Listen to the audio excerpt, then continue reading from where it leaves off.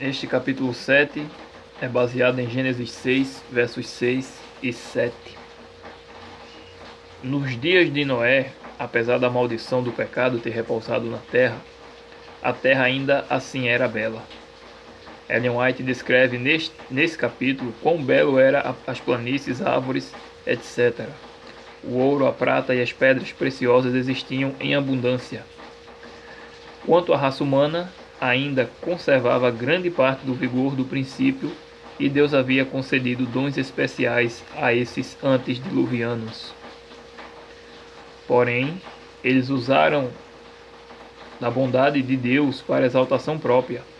Colocavam suas afeições nos dons que possuíam e não no doador. Muitos hoje ainda são assim.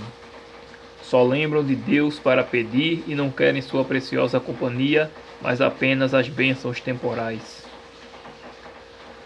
Os antediluvianos procuravam superar um ao outro na ornamentação de suas casas e deleitavam-se em cenas de prazer e perversidade, abandonando qualquer conhecimento de Deus e ensinando o que é mal a seus filhos. A lei do espírito humano pela contemplação, esta é a lei do espírito humano.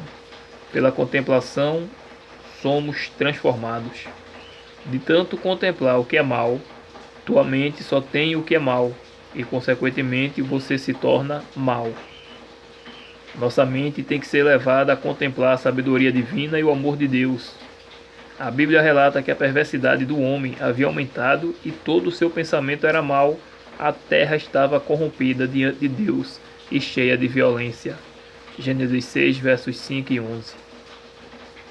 O plano divino para o casamento foi violado e as pessoas decidiram seguir seus desejos pecaminosos, trazendo com isso o crime, se divertindo com a violência contra os animais e desprezando também a vida humana. A crueldade e o desdém para com os mandamentos de Deus foram tão grandes que Deus disse: farei desaparecer da face da terra o homem que criei. Gênesis 6, verso 7. Mas havia um homem a quem Deus pôde confiar sua mensagem, e esse homem deveria não apenas obedecer ao chamado de Jeová em construir um grande barco para salvar-se, mas deveria também pregar sobre a iminente destruição. Esse homem foi Noé. Noé foi uma prova viva de que a fé é acompanhada por obras de obediência e de que todos devem ter a oportunidade de ouvir a mensagem e se arrependerem. Por mais de 100 anos, enquanto construía o grande barco, o mundo foi alertado por Noé. A construção desse enorme barco, chamado de arca, só pode ser realizada pela sabedoria divina. Noé foi o construtor mestre, mas Jeová foi o arquiteto. E embora a arca fosse feita com uma estrutura e um material de grande durabilidade e qualidade, o fato da arca ter resistido ao dilúvio foi um milagre divino.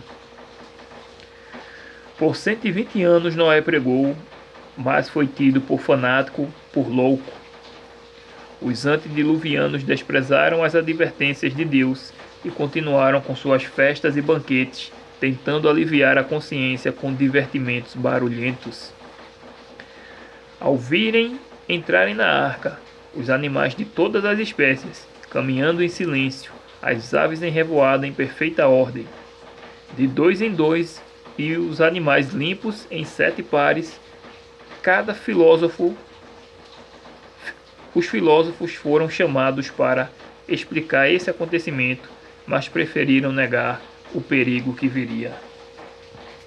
Então o Senhor Jeová ordenou que Noé e toda a sua família entrassem na arca, pois Noé era o único justo daquela geração.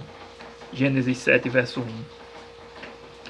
Depois que o Senhor fechou a porta da arca, houve um período de triunfo para o mundo lá fora, e a fé de Noé foi provada, foi testada, pois por 7 dias não houve o mínimo sinal de chuva.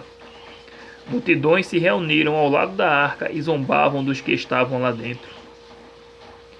Porém, No 8º dia, o coração dos zombadores se encheu de terror ao verem nuvens escuras se espalharem pelo céu, seguido de relâmpagos e do barulho assustador dos trovões. Então as fontes das grandes profundezas jorraram e as comportas do céu se abriram. Aleluia. Gênesis 7, verso 11. Os rios ultrapassavam seus limites. Os esplêndidos edifícios e os lindos jardins e bosques onde os homens haviam colocado seus ídolos e seus altares foram derrubados e destruídos. A tempestade foi violenta, o terror se apoderou de todos e logo perceberam que há um Deus que governa nos céus. Muitos quiseram entrar na arca e outros blasfemavam de Deus. As pessoas também tentaram sobreviver à terrível tempestade, tentando se refugiar nos lugares mais altos possíveis. Tudo inútil. As condições antes do dilúvio se repetem nos dias atuais. Jesus disse que assim como foi antes do dilúvio, assim será também antes da sua vinda. Mateus 24, versos 38 e 39. Assim como foi antes do dilúvio, hoje a humanidade está desprezando a lei de Deus no tocante à alimentação, satisfazem seu apetite sem restrições e quanto ao matrimônio, este vem sendo pervertido para que sirva às paixões. O mundo antediluviano representa a condição para a qual se encaminha rapidamente a sociedade moderna. Multidões são escravos da imoralidade. Os crimes são praticados sem serem punidos. A mídia traz tantos relatos de crime que vem se tornando comum e não provocam mais surpresas. Tanta ruindade, crueldade e absurdos humanos. Até os professos crentes hoje estão iguais aos mundanos, sem temperança no comer e atrás de extravagância, ostentação e fama. A Bíblia nos alerta que nos últimos dias muitos abandonariam a fé verdadeira para dar ouvidos a ensinos de demônios. 1 Timóteo 4, verso 1. O próprio Jesus Cristo fez a significativa pergunta: quando o Filho do Homem vier, encontrará fé na terra? Lucas 18, verso 8. Deus enviou Noé para divertir o mundo, mas apenas 8 pessoas se salvaram. Assim será também nesses últimos dias. Os adventistas do 7º dia são enviados por Deus para divertir a humanidade a se arrependerem de seus pecados e, pela fé em Jesus, respeitar os mandamentos de Deus.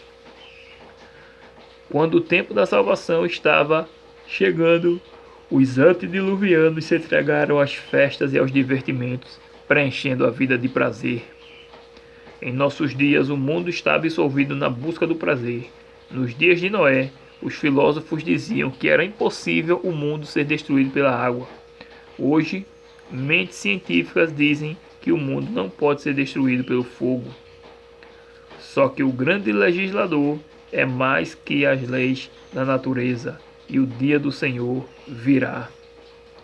Os céus desaparecerão como um estrondo, e a terra e tudo o que nela há será destruída.